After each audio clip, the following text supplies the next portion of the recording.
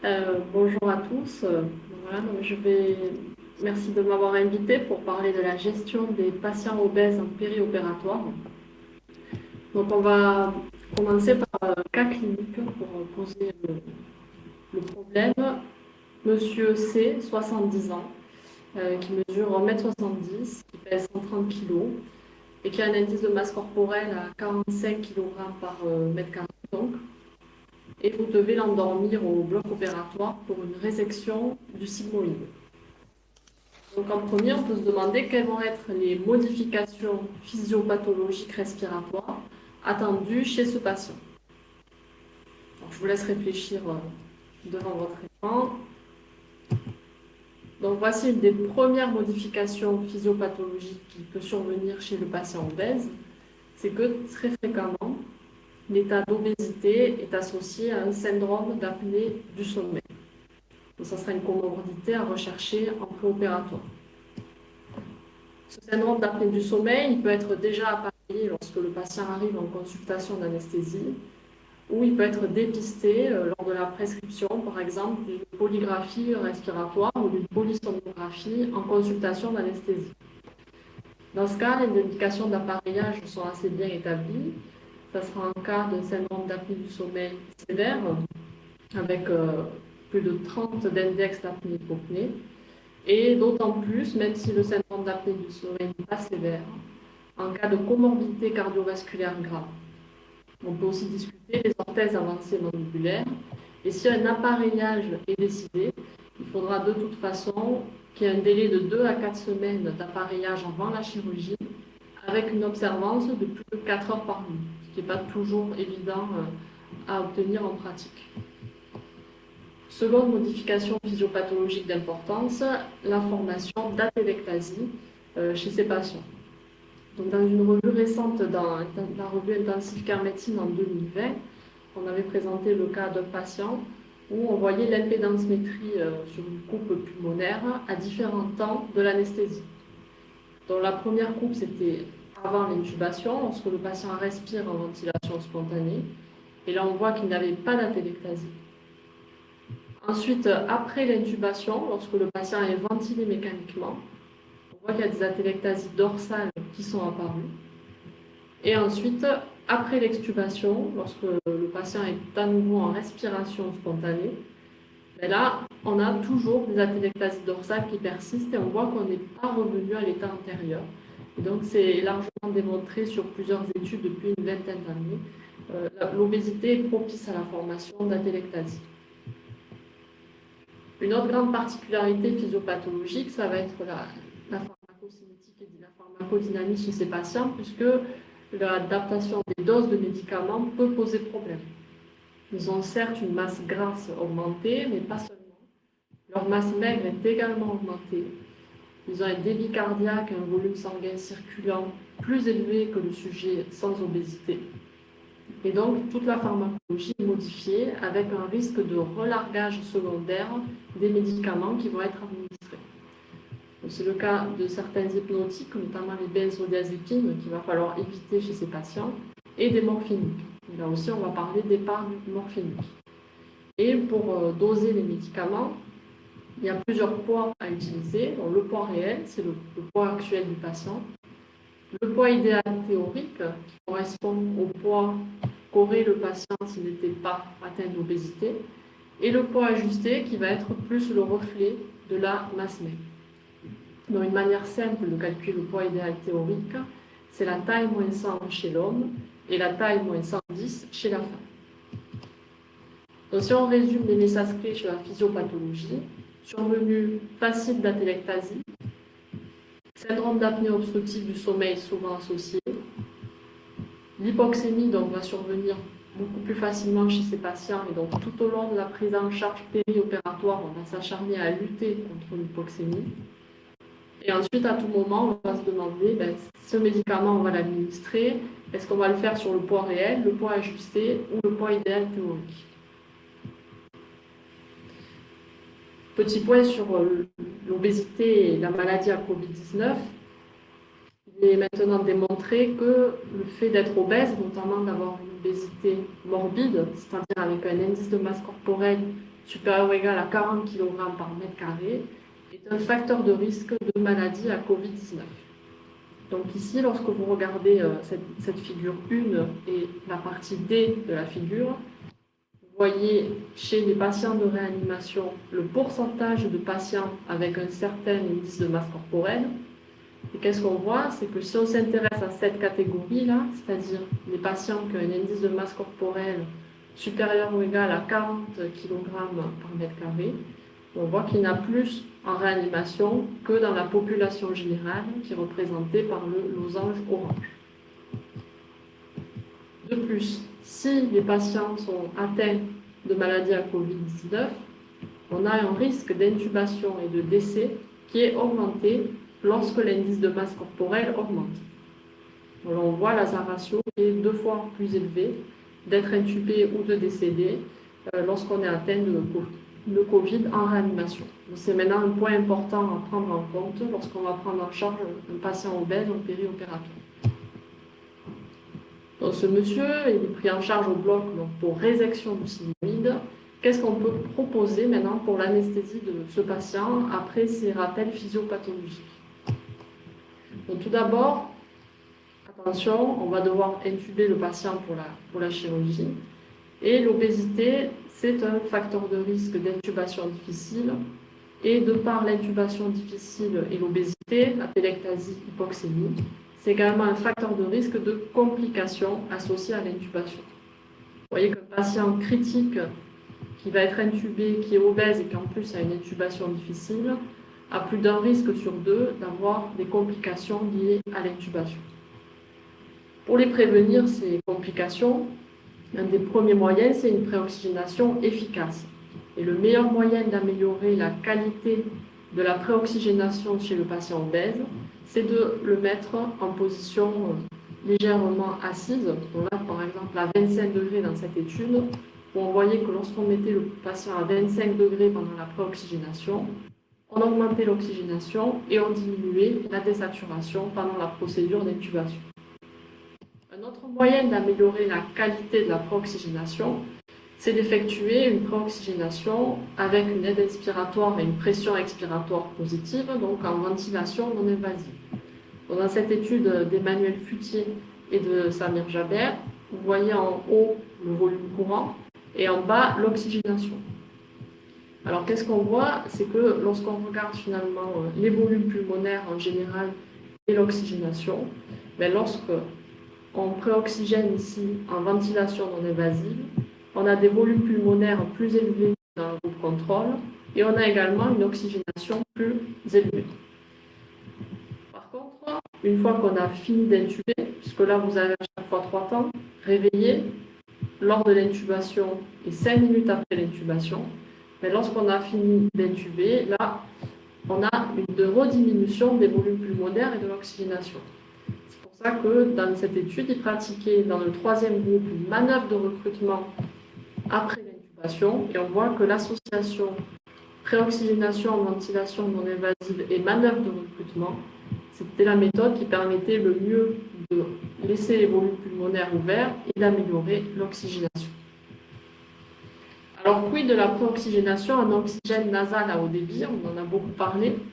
Moi, c'était une étude récente parue l'année dernière, monocentrique, randomisée contrôlée, qui, sur 100 patients avec obésité, comparait la préoxygénation en ventilation non invasive et avec oxygène nasal à haut débit. De façon entendue, finalement, on avait une fraction expirée en oxygène juste après l'intubation. Donc on peut penser que c'est le reflet des réserves en oxygène qu'a vraiment eu le patient lors de la préoxygénation, qui était beaucoup plus basse dans le groupe oxygène à haut débit. Donc on ne peut pas remplacer la préoxygénation par ventilation non invasive par la préoxygénation par oxygène à haut débit. Par contre, éventuellement, l'oxygène à haut débit peut avoir un intérêt en complément de la ventilation non invasive pour assurer une oxygénation apnéique pendant la procédure d'intubation du patient lorsqu'on a enlevé le masque de ventilation non invasive pour la préoxygénation. On a bien préoxygéné notre patient, il va donc falloir l'endormir. Quels agents anesthésiques faire? Donc tout le challenge, c'est de trouver la bonne dose entre le rapport bénéfice-risque. Les bénéfices potentiels, si on endormait notre patient, on va mieux voir la glotte, on va avoir moins de bronchospasme, moins de mémorisation. Par contre, des risques, on a un risque augmenté d'hypotension et également de dépression respiratoire post-opératoire. C'est pour ça qu'il faudra essayer à tout prix d'éviter les benzodiazépines chez ces patients. Et pour avoir le plus de bénéfices avec le moins d'effets indésirables, de titrer, c'est-à-dire de trouver la dose minimale efficace de nos médicaments. En effet, le risque de dépression respiratoire, là c'était une analyse des plaintes en Angleterre, qui montrait que ce risque de dépression respiratoire était particulièrement élevé chez le patient obèse, puisque 66% des plaintes dues à des dépressions respiratoires post-opératoires étaient survenues chez des patients obèses. On avait 16% de diagnostic de syndrome d'apnée du sommeil. Donc, comme les deux sont souvent associés, encore plus si on a obèse et syndrome d'apnée du sommeil. Alors, quel point? Il y a de la littérature, mais le niveau de preuve n'est jamais très élevé. Globalement, le propofol, l'induction est plutôt conseillée sur le poids idéal, c'est-à-dire on fait une titration. Et en AVOC, si on l'utilise, le modèle de marche doit être préféré. Au niveau des morphiniques, la titration est indispensable et on part plutôt sur du poids idéal. Si on veut faire une induction en séquence rapide, finalement, si on a un médicament à doser sur le poids réel, c'est la succinylcholine, 1 mg par kilo par poids réel et pas par poids idéal. Les autres curares sont généralement dosés sur le poids ajusté. Et si on a choisi de faire du rocuronium qu'on souhaite antagoniser par du Sugamadex, on pourra le doser sur le poids idéal. Ça a été récemment défini par les dernières recommandations formalisées d'experts de l'ASFA sur la curarisation et la décurarisation. Et il faudra, si possible, préférer le Sugamadex à la néostigmine. Donc, le maître mot reste la titration. Est-ce qu'on peut faire de l'anesthésie sans morphinique chez les patients obèses? Oui, alors là, il n'y a aucune preuve que cela fonctionne mieux que l'anesthésie avec morphinique ou qu'il y ait moins d'effets indésirables. En tout cas, si on choisit de faire cette technique, les médicaments sont dosés sur le poids idéal théorique, que ce soit le magnésium, la kétamine ou la lidocaïne. Et l'association à l'anesthésie loco-régionale est toujours conseillée afin de diminuer au maximum les doses de tous les médicaments anesthésiques administrés. Il faudra faire attention juste après l'induction. Pourquoi? Parce qu'on a vu que la plupart des médicaments sont dosés sur le poids idéal ou ajusté.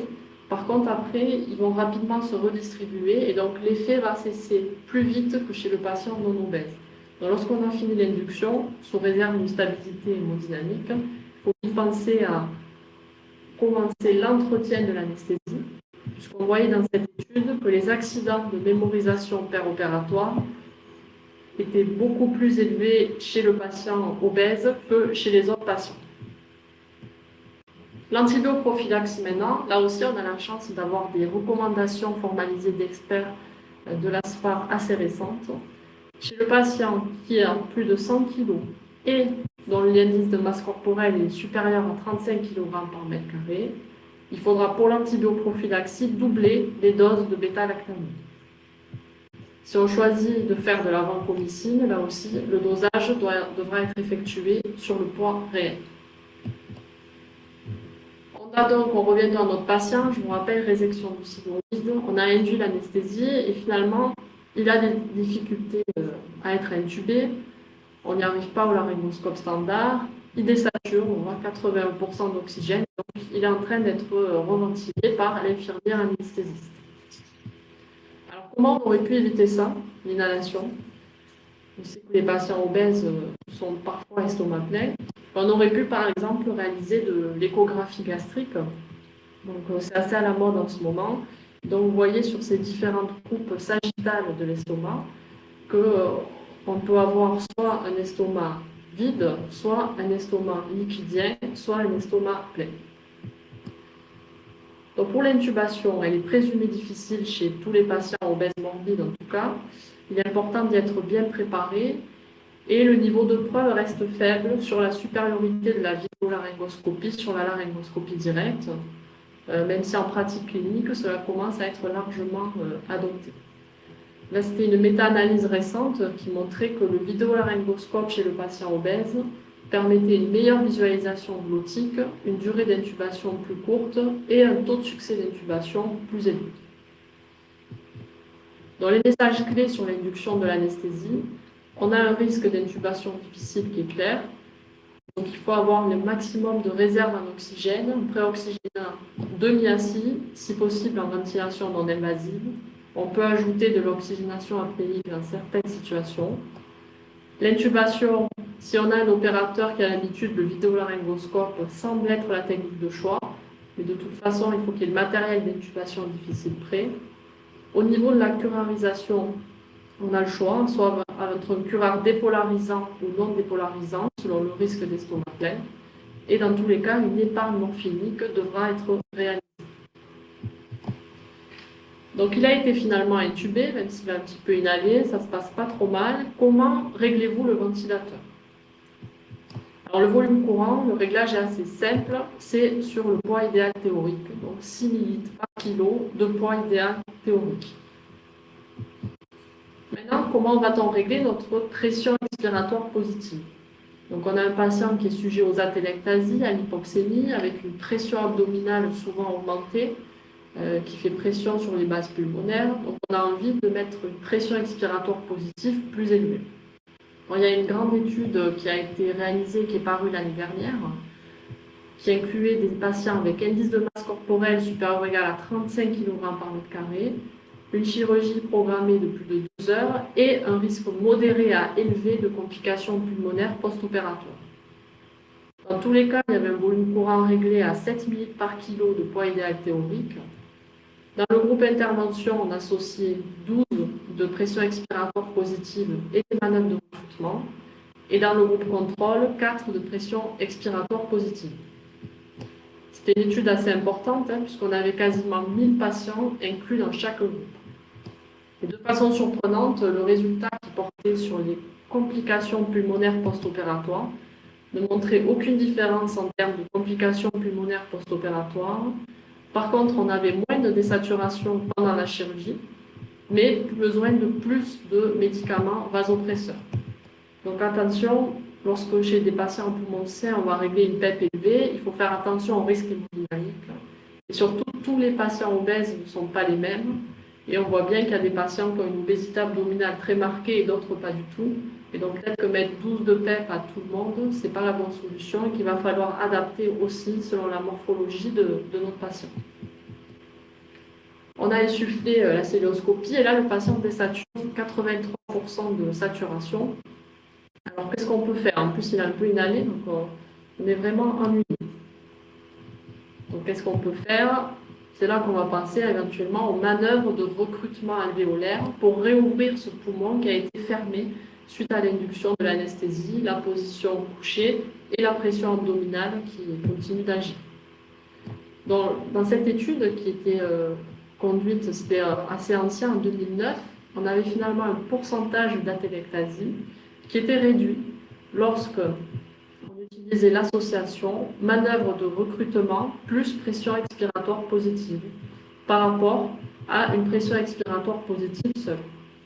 De plus, on avait un rapport PaO2 sur FiO2, c'est-à-dire une oxygénation, qui était meilleur dans le groupe manœuvre de recrutement plus pression expiratoire positive. On faisait des manœuvres de recrutement, là c'était 55 cm d'eau pendant 10 secondes, donc des pressions assez élevées.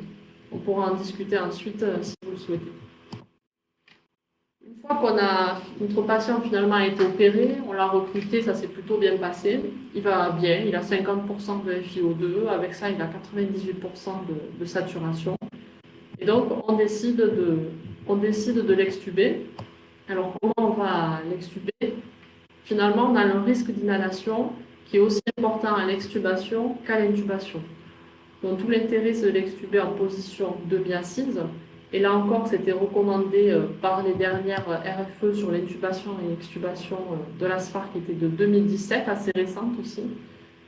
On aspire dans la bouche et ensuite on essaie de retirer le tube en pression positive, c'est-à-dire qu'on laisse le ventilateur branché et on le retire alors que le patient est encore en pression positive pour prévenir la formation d'un téléctasie au moment de l'extubation.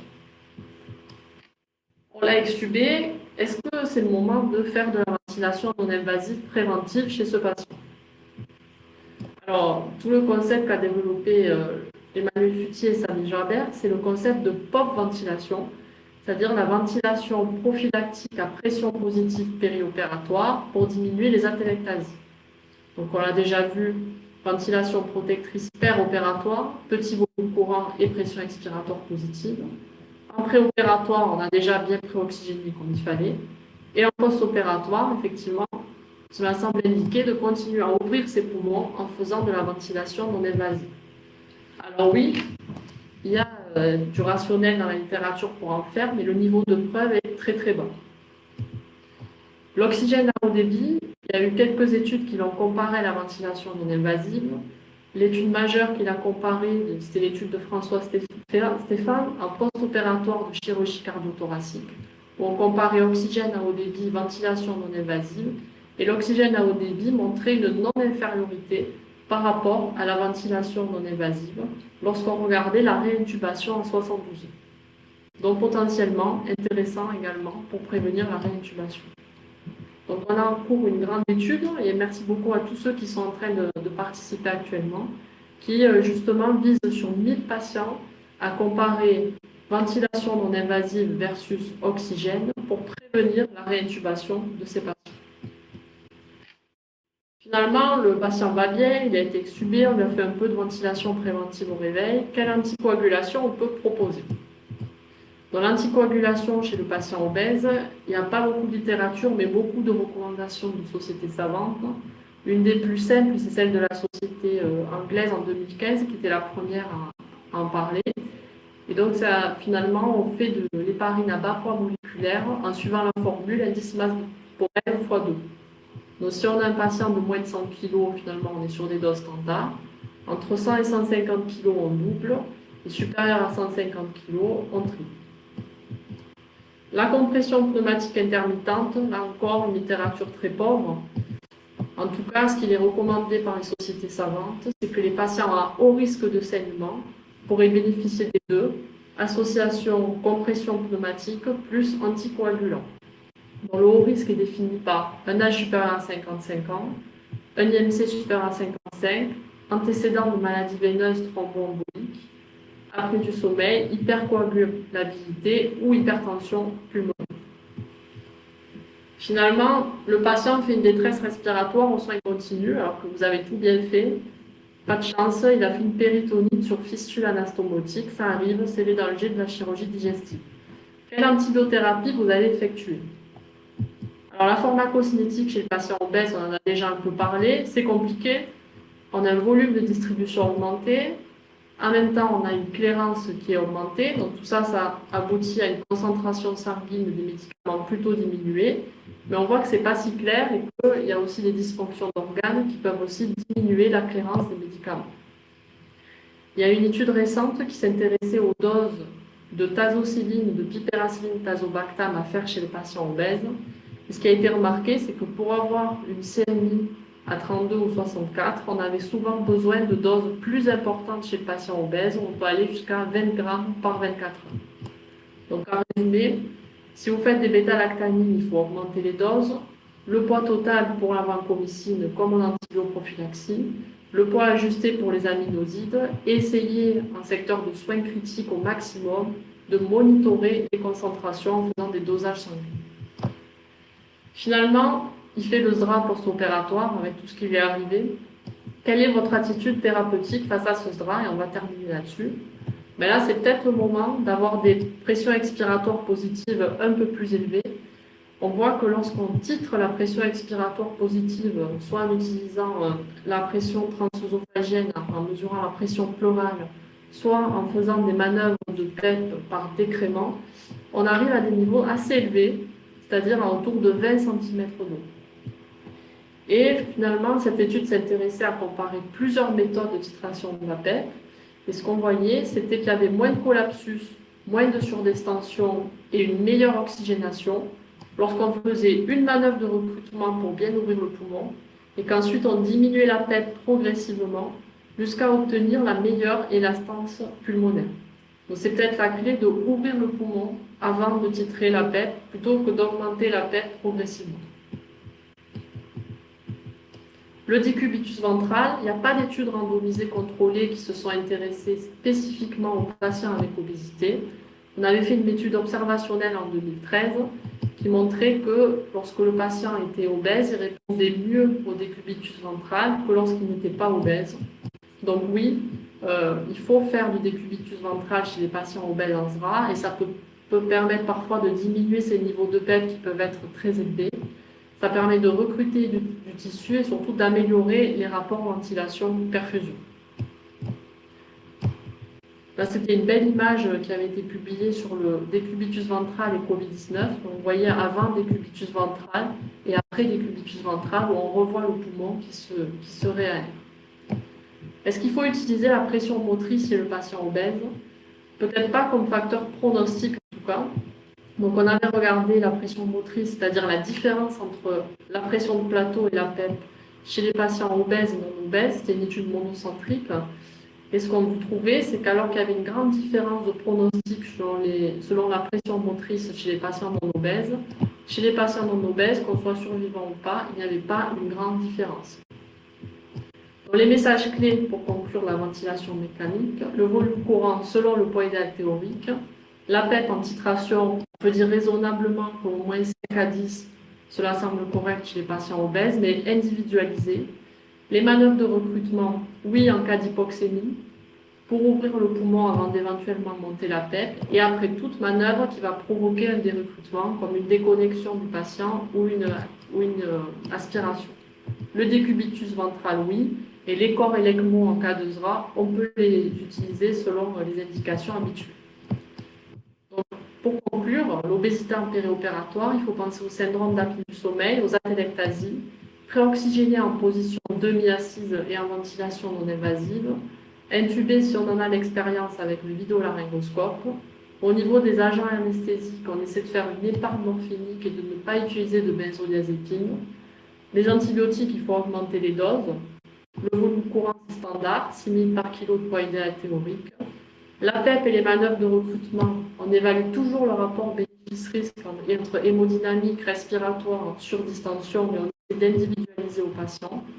Le décubitus ventral, oui, chez les patients en SDRA. Et est-ce qu'après extubation, pour prévenir la réintubation, il faut faire de l'AVNI? Si le patient a un syndrome d'apnée du sommeil ou un syndrome obésité pour ventilation, c'est indiscutable. On reprend son appareillage dès la salle de réveil. Et sinon, il semblerait que oui, mais ça reste à démontrer. Voilà, je vous remercie.